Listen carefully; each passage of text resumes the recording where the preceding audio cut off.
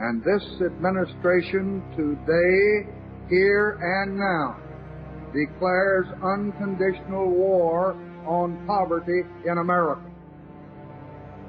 Lyndon Johnson had prepared his entire political life to fight the war against America's social ills. He called his sweeping vision the Great Society. It will not be a short or easy struggle, but we shall not rest until that war is won. But from the very beginning, the president was torn between the Great Society and his other war, Vietnam. If I left the woman I loved, the Great Society, in order to get involved with that war on the other side of the world, then I would lose everything at home.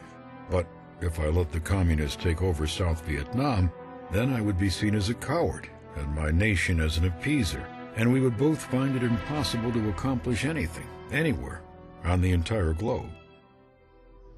By an overwhelming margin, Americans stood behind the president in 1964. They backed his social programs and America's continued involvement in Vietnam. Domestic opposition to the war was limited to campus demonstrations and teach-ins. I think we should stop letting President Johnson fight an armchair war from the White House and turn it over to our generals in Vietnam who know how to fight a war. Life magazine voiced the support shared by many major news media at the time. The war is worth winning, they said. Victory is within sight.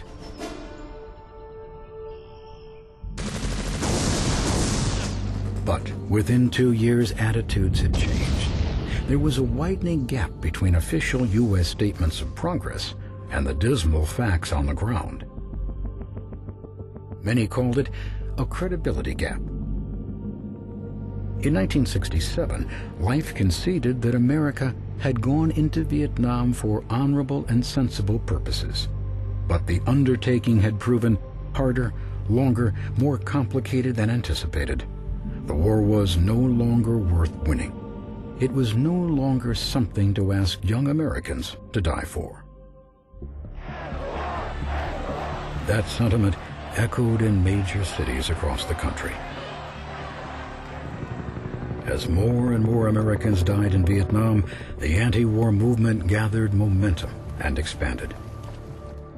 In 1967, nearly 500,000 people gathered in New York's Central Park. 75,000 demonstrated in San Francisco. 50,000 marched from Washington to Arlington, determined to shut down the Pentagon. Young men burned their draft cards. Others vilified the president.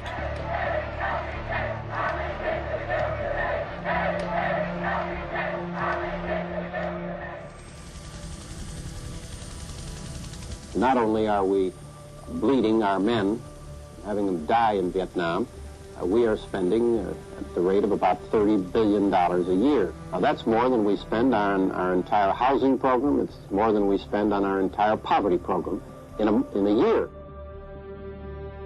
President Johnson initially believed the nation could afford to fight the war in Vietnam and support the social programs of the Great Society. But as the cost of both escalated, it was simply not sustainable. Taxes rose, inflation soared, the economy faltered. The president was forced to scale back the Great Society to pay for Vietnam. Dr. Martin Luther King Jr., who had rallied support for Johnson's domestic agenda, condemned the injustices he saw. The bombs in Vietnam exploded home. They destroyed the dream and possibility for a decent America. It is estimated that we spend $322,000 for each enemy we kill in Vietnam, while we spend in the so-called war on poverty in America only about $53 for each person classified as poor. Until the president stands up and says we're bringing all of the troops home as quickly as we can bring them home, we're bringing them home now, I think the anti-war sentiment in the country will continue to grow. We have to bring them home, and we have to bring them home immediately. Opposition to the war did grow among Americans from all walks of life. But at the same time, the anti-war movement merged with the counterculture of the 1960s.